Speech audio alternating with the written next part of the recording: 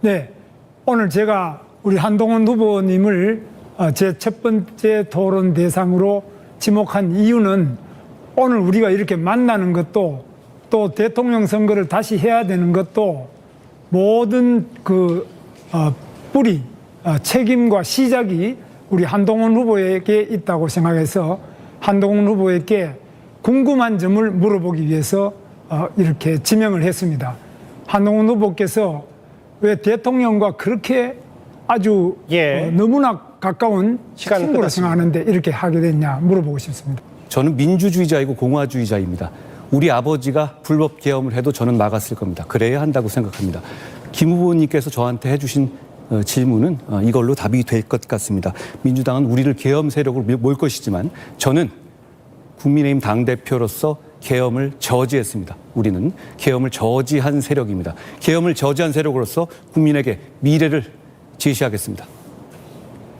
배신자라는 시선에 대한 생각은 어떠십니까?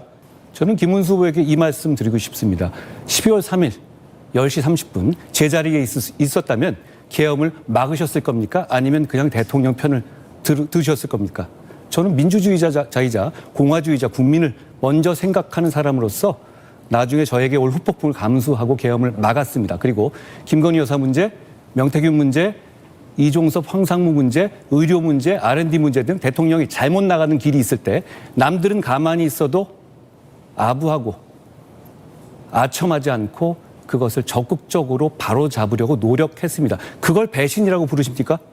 저는 제가 그렇게 대통령의 잘못을 바로잡으려고 할 때 김 후보님 비롯한 다른 분들이 제 옆에서 같이 나서서 그 잘못을 막으려고 노력해 주셨어야 한다고 생각합니다. 저는 오히려 그렇게 대통령의 잘못을 바로 잡으려고 한 것이 저밖에 없었던 것이 너무 안타깝습니다. 누가 배신을 한 겁니까?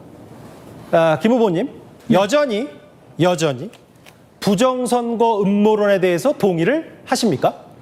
부정선거 음모론이라기보다는 중앙선거관리위원회를 비롯해서 선거관리위원회의 선거관리가 부실하다. 특히 관외 사전선거 이 부분은 많은 부실함이 있습니다. 특히 투표지를 우송하는 과정, 또 미리 5일 전에 먼저 사전투표를 해서 투표함을 보관하는 과정, 또 선거 관리인들의 날인 문제, 인쇄를 하고 날인 안 하는 문제, 이런 여러 가지 문제가 많이 있었는데 이러한 문제를 제기하는 많은 국민들에 대해서 선거관리위원회가 제대로 잘 답변하고 의혹을 밝혀주기보다는 자기들 내부에서 계속 부정비리가 많고 인사비리 이런 거 많았기 때문에 이런 것들이 증폭이 돼서 지금 걷잡을 수 없는 수준까지 왔는데 제가 대통령이 되면 이 하나하나를 확실하게 응답하고 밝혀내도록 하겠습니다.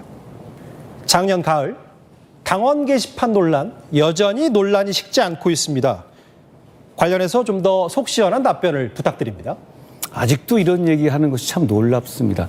저는 이런 말씀 드리고 싶습니다. 계엄에는 관대하고 당 게시판에는 아직까지도 그렇게 예민하십니까?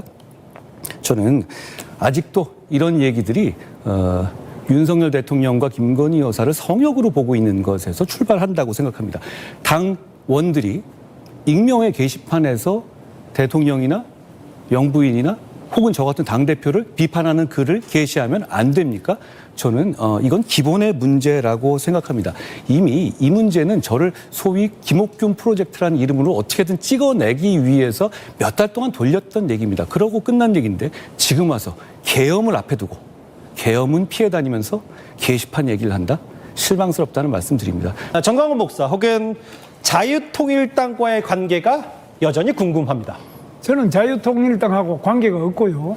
정광훈 목사도 대선 출마하는지 안 하는지 만나본 적도 없고 전혀 그 부분에 소통도 없고 만약 정광훈 목사가 출마한다면 제 표를 갉아먹을 거 아니겠습니까? 이재명 표를 갉아먹지는 않을 것입니다. 그래서 그 자유통일당 정광훈 목사 이런 것들은 저하고 직접적인 연결을 짓고 싶어 하지만 사실상 아무런 관련이 없습니다.